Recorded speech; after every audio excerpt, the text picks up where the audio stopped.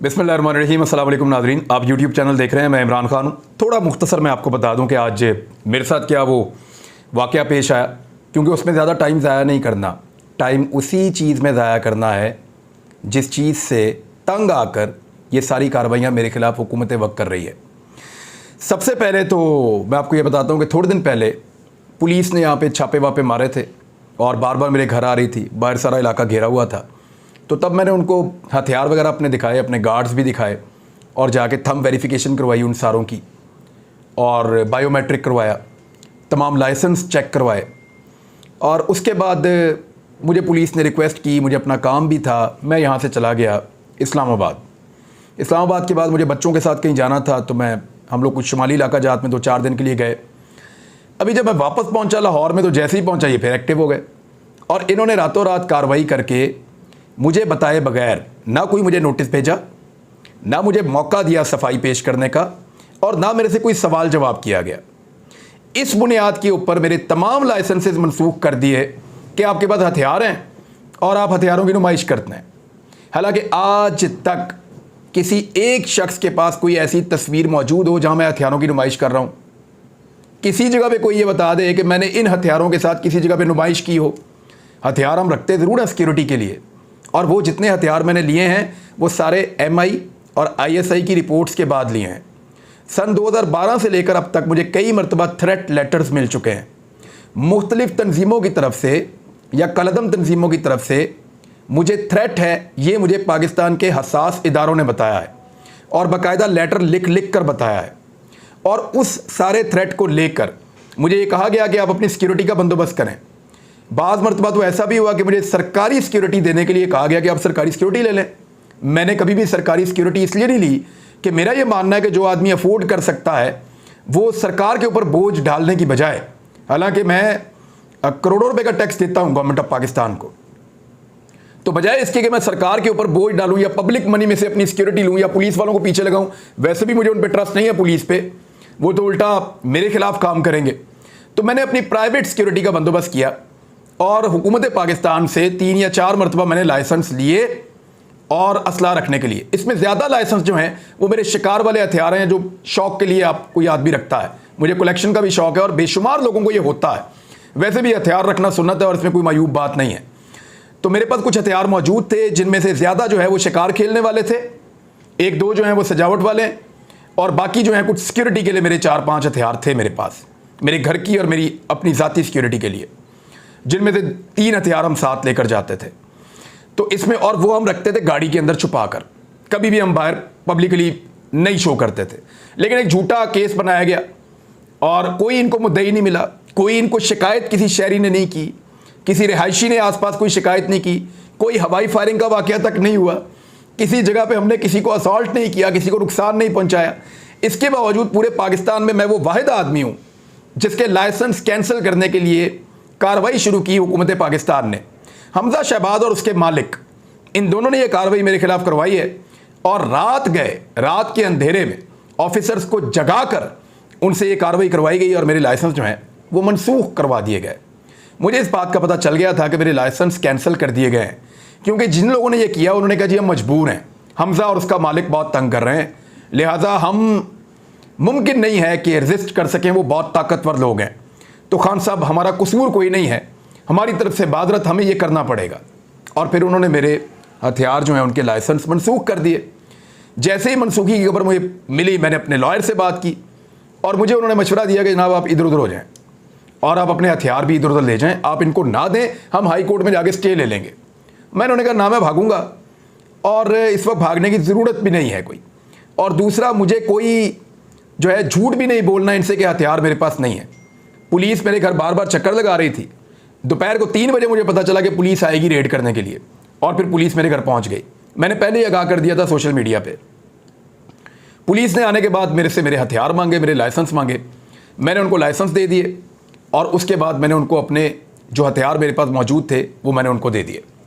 Police वो हथियार लेकर चली गई और उन्होंने अपने पास जमा कर लिए। मुझे इस हुकूमत ने निहत्ता कर दिया है।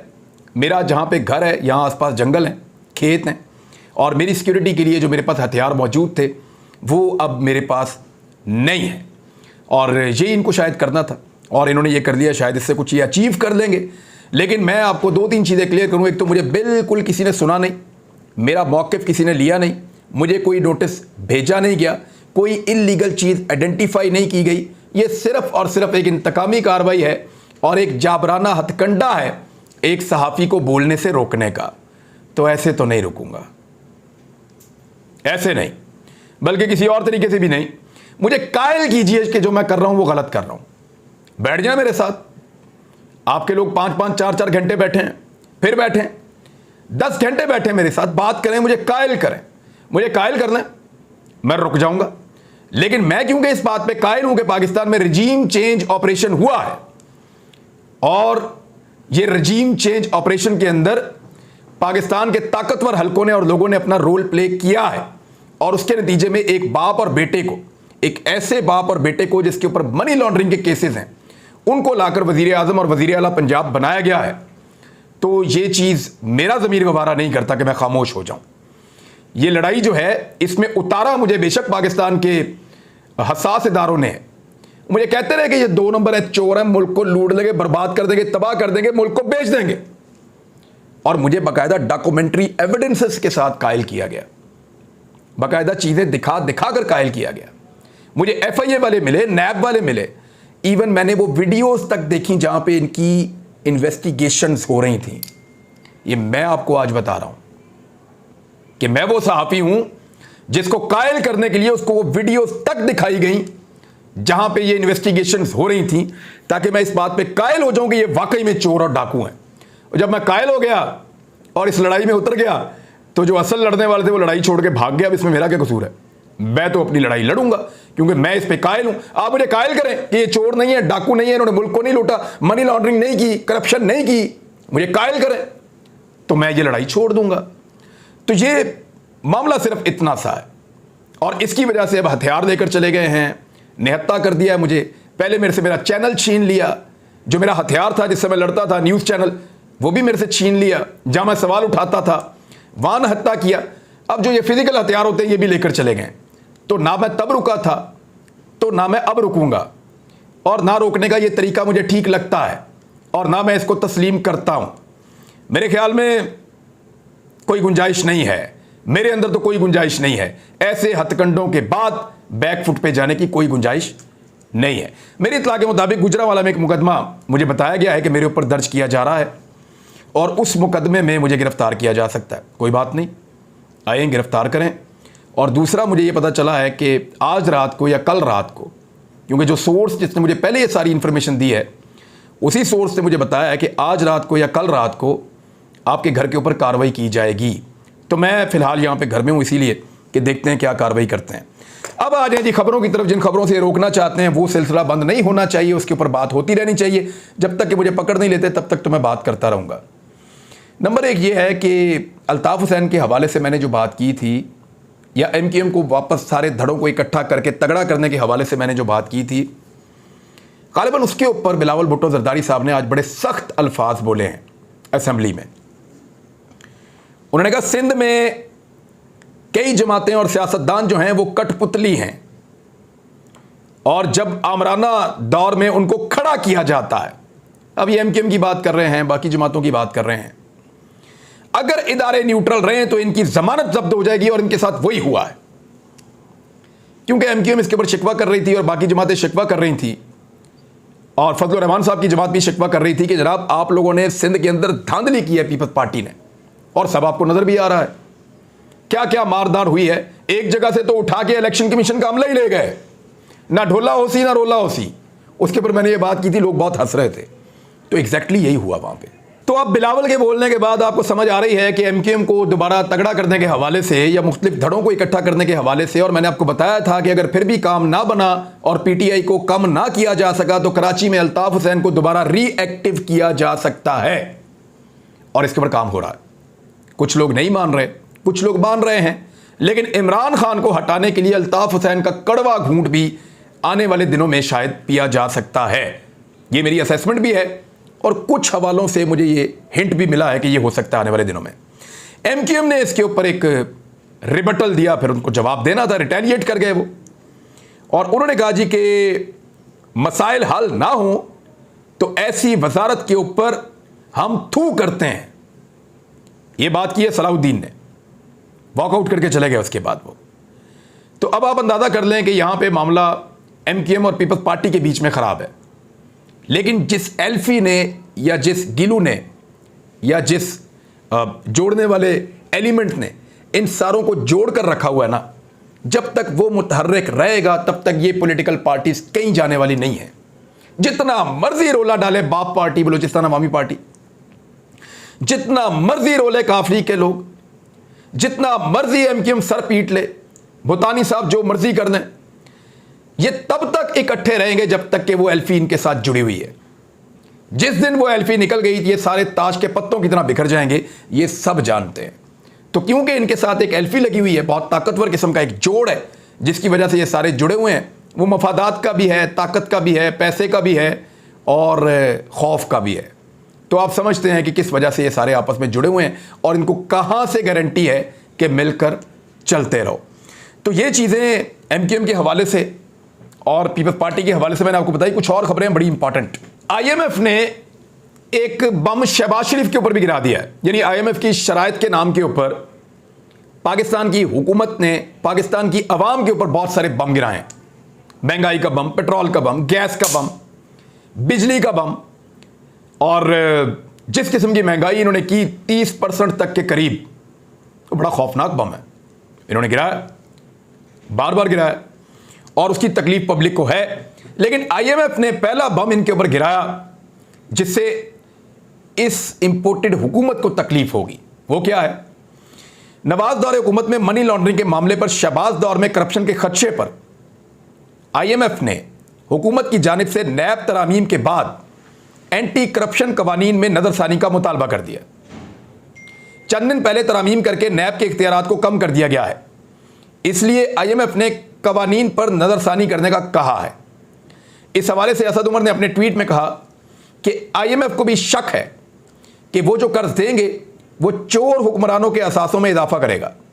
इसलिए नैब कानून में तब्दीली के बाद उन्होंने मुतालबा कर दिया है कि करप्शन को पकड़ने के निज़ाम को पाकिस्तान ताकतवर करे। अब ये जो हुक्मरान पाकिस्तान के अंदर मौजूद हैं, ये तो करप्शन के खिलाफ किसी कानून को चलने ही नहीं देना चाहते। लेकिन आईएमएफ ये कहता है कि करप्शन, मनी लॉन्ड्रिंग, ये चीज़ें नहीं होनी चाहिए। और मज़े की बात यह है कि आईएमएफ पाकिस्तान में उस हुकूमत के साथ डील कर रहा है जिस हुकूमत का वज़ीर आज़म मनी लॉन्ड्रिंग के मुकदमात के अंदर है और बाकायदा ज़मानत के ऊपर है, और सबसे बड़े सूबे का वज़ीर आला भी मनी लॉन्ड्रिंग के मुकदमात के अंदर है और ज़मानत के ऊपर है, और आईएमएफ उनके साथ डील कर रहा है। बहरहाल ये एक चीज़ जो है थोड़ा ये इनके सर पे पड़ेगा, जहां इनको करप्शन के कवानीन को सख्त करना पड़ेगा। पेट्रोलियम मसनूआत की कीमतों में जो इजाफे के हवाले से अदाद शुमार हैं वो मैं आपके साथ शेयर कर देता हूं अब, क्योंकि बजट की मंजूरी के हवाले से बड़ी अहम खबरें हैं। बजट की मंजूरी हो गई है जिसके मुताबिक पेट्रोलियम मसनूआत पर 50 रुपये फ़ी लीटर लेवी आयद की जाएगी। ये जो अब कीमत है इसके ऊपर 50 रुपये है। 234 के अंदर आप 50 जमा कर दें, फिर जो मज़ीद इन्होंने बढ़ाने हैं उसको आप अलग कर दें।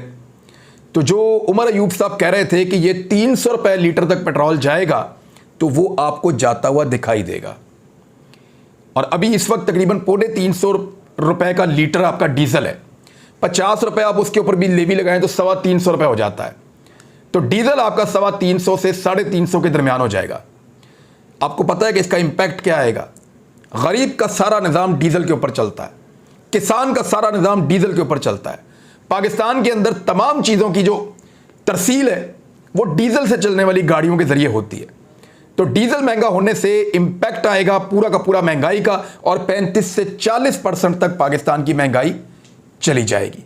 तनख्वाहदार तबके के ऊपर जिस किस्म के रिलीफ पहले मौजूद थे बजट में, इमरान खान साहब के दौर में नए टैक्स में उनको ख़त्म कर दिया गया है, और अब कोई रिलीफ जो तनख्वाहदार तबका है उसके लिए मुहैया नहीं है। गरीब आदमी के ऊपर भी एक बड़ा बोझ पड़ गया है। सबसे बड़ी खबर जो है, जो मैं अब आपको आखिर में सुनाने वाला हूँ, वो वज़ीर आला पंजाब हमज़ा शहबाज को हटाने की अपील की समाअत के हवाले से है। वहाँ पे फैसला महफूज कर दिया गया। लाहौर हाई कोर्ट ने हमजा शहबाज को वज़ीर आला पंजाब के ओहदे से हटाने के लिए दरखास्तों पर समाअत मुकम्मल करने के बाद फैसला महफूज कर लिया। अदालत के मुताबिक फैसला जुमेरात की दोपहर 12:30 बजे सुनाया जाएगा। यानी अब जब आप वीडियो देख रहे हैं तो आज के दिन में यह फैसला आप सुनेंगे। जस्टिस सदाकत अली खान की सरबराही में 5 रुकनी फुल बेंच ने समाअत की और इसके अंदर कुछ चीज़ें जो हैं वो मैं आपके सामने रख देता हूं कि मखसूस नशस्तों का नोटिफिकेशन जारी होता है या नहीं। ये मामला अदालत के सामने नहीं है। देखिए, वो तो अदालत ने ऑर्डर दे दिया ना इलेक्शन कमीशन को कि आप 5 मखसूस नशस्तों के ऊपर पीटीआई के उम्मीदवारों को नोटिफाई कर दें। लेकिन मैंने आपको बताया कि इलेक्शन कमीशन ऑफ पाकिस्तान क्योंकि ऑर्डर कहीं और से लेता है और इमरान खान साहब ने कहा था ये एस्टेब्लिशमेंट का तोहफा है जो हमें मिला हुआ है, तो वो ऑर्डर ऊपर से लेता है।